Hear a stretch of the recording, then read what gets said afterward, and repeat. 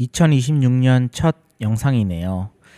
사실 연말에 호주 가족여행을 다녀온 후로 여러 가지로 생각이 한꺼번에 밀려와서 그 생각들에 집중을 하느라 영상을 조금 소홀히 했네요. 저는 한 가지에 몰입하면 다른 것들을 잘 잊는 편입니다. 그게 장점일 때도 있고 단점일 때도 있죠. 이번 영상에서는 그 집중이라는 키워드 속에서 제가 최근에 느낀 것들, 그리고 앞으로 어떻게 살아보고 싶은지에 대한 고민들을 담담하게 공유해 보려고 합니다. 이번 호주 여행은 제게 꽤 특별했습니다. 개인적으로는 대학생 때 워킹 홀리데이를 갔던 이후 정확히 17년 만에 방문이었는데요. 평소 저는 어디를 가도 일이나 사업 생각이 머릿속에서 떠나지 않는 편이라 여행지의 분위기를 온전히 즐기지 못할 때가 많았습니다. 그런데 이번에는 의도적으로 휴대폰을 꺼두고 일과 메시지에서 거리를 두며 그 시간 동안은 가족에게만 집중해보자고 결심했습니다. 그렇게 단순한 행동이었지만 생각보다 큰 효과가 있었습니다. 몸도 마음도 정말 오랜만에 리프레시가 되었고 여유라는 감정이 이렇게 크게 와닿은 적이 있었을까 싶었습니다. 여행을 통해 저는 평화로운 삶이 뭔지, 삶에서 정말 중요한 것이 무엇인지 조금 더 또렷하게 바라볼 수 있었습니다. 여행을 마치고 돌아온 뒤 저는 문득 아내에게 이런 질문을 해봤습니다. 우리 호주에서 한번 살아보는 건 어떨까? 아이의 교육이나 가족의 라이프 스타일 측면에서도 충분히 매력적인 요소가 있었고, 저 개인적으로는 완전히 새로운 환경에서 다시 살아보는 것도 의미 있겠다는 생각이 들었습니다. 물론 현실적인 문제들도 있습니다. 한국에서 하고 있는 일과 사업, 부동산, 여러 가지들을 정리해야 하고 그 과정도 쉽지는 않겠죠. 하지만 그럼에도 새로운 삶에 대한 상상은 제 마음을 꽤 오래 설레게 했습니다. 그래서 호주 영주권을 열심히 알아보기 시작했는데요. 호주 영주권도 종류가 상당히 많고 또 제가 신청할 수 있는 비자 종류가 어떤 게 있는지부터 해당 비자의 자격 요건이나 절차, 서류들을 알아가는 재미가 있었습니다. 일단 제가 신청할 수 있는 비자는 190 점수제 영주권 비자와 186 취업 영주권 비자가 있겠더라고요. 하지만 둘 다 만 45세 이전에 신청을 해야 하는 조건도 있었고, 특히 190 비자의 경우에는 나이가 40이 넘어가니 점수가 확 깎이더라고요. 그래서 점수제 190 비자는 신청 커트라인은 되겠다는 생각이 들었지만 과연 내가 일하고 있는 직무로 비자가 나오기 쉽지는 않겠다는 생각이 들었습니다. 186 비자의 경우에도 호주 기업에 취업이 되어야 하기에 아직까지는 가능성이 남아있다고는 하지만 그마저도 쉽지 않을 것 같고요. 여러 방면으로 정말 열심히 알아봤는데 확실히 호주에서 유학을 했거나 일을 하지 않았던 이상은 영주권 비자는 오프쇼어로 신청하기는 정말 까다로운 것 같습니다.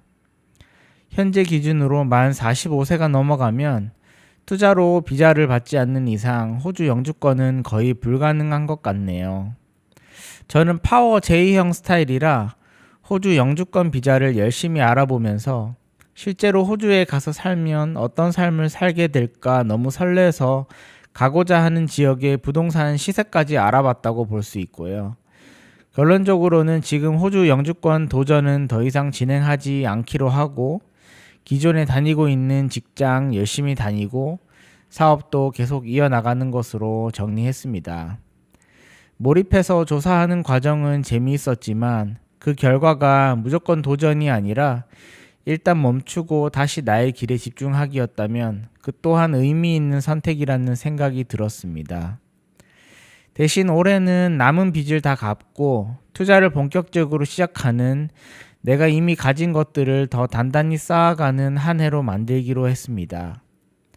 대신 새로운 도전으로 공모주 청약과 싱글 시절에 하던 취미 활동을 아내와 함께 다시 이어나가는 목표를 세웠습니다. 그리고 제 사업과 관련된 유튜브 채널도 하나 신설하려고 계획 중이고 가족 채널도 하나 만들어 볼까 생각 중입니다. 제가 미국 주식 투자를 작년부터 처음 시작을 했고 연금저축도 연금저축보험에서 펀드로 이전하고 투자자 스타일에 맞게 하나씩 퍼즐을 맞추어 가고 있는 상태입니다. 작년 1년 동안의 총 배당금은 18만 3천 원 정도 나왔고요. 절세 계좌에서 16만 7천 원, 해외 직투 계좌에서 1만 6천 원 정도 들어왔습니다. 총 배당금을 월로 계산해 보면 한 달에 1만 5천 원 정도 배당금이 되더라고요. 내년에는 월 5만 원 배당금에 도전해 볼 계획입니다. 내년이 아니라 올해죠. 2026년이 벌써 지났는데 계속 내년이라고 하네요. 저는 이전 영상에서도 말씀드리고 있지만 절세 계좌는 S&P 500과 나스닥을 반반씩 가져가고 해외 직투 계좌는 SPYM과 QQQM 그리고 SCHD를 1대1대1 비율로 가져가고 있습니다. 개별주는 리얼티 인컴 정도 몇 개 사볼까 싶고 성장주 투자는 아직까지는 계획이 없네요. 확실히 배당을 주는 주식이 지루한 ETF 투자에 있어서 쏠쏠한 재미를 선사해 주는 것 같습니다. 제가 운영 중인 이 채널도 좀 더 다채롭게 꾸며보고 싶은 욕심은 있지만 일단은 무리하지 않기로 했습니다. 콘텐츠는 완벽하게 시작하는 것이 아니라 일단 시작하고 수정하고 성장하면 되는 거니까요. 오히려 꾸준함이야말로 가장 큰 집중이라고 생각합니다. 사람마다 삶을 살아가는 방식이 모두 다르지만 한 가지는 공통적이라고 생각합니다. 바로 우리는 무엇이든 집중한 만큼 변한다는 사실입니다. 누군가는 일에 집중하고 누군가는 가족에 집중하고 누군가는 자신에게 집중합니다. 정답은 없지만 방향은 정말 중요합니다. 저는 올해 제 에너지의 방향을 가족, 일, 콘텐츠 그리고 장기 투자에 두려고 합니다. 너무 분주하게 살기보다는 조금 더 깊게, 조금 더 천천히 하지만 확실하게 집중하는 삶을 목표로 하려고 합니다.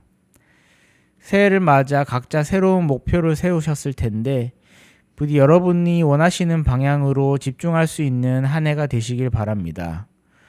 건강하시고 좋은 일들이 가득한 2026년 되시길 진심으로 바라겠습니다.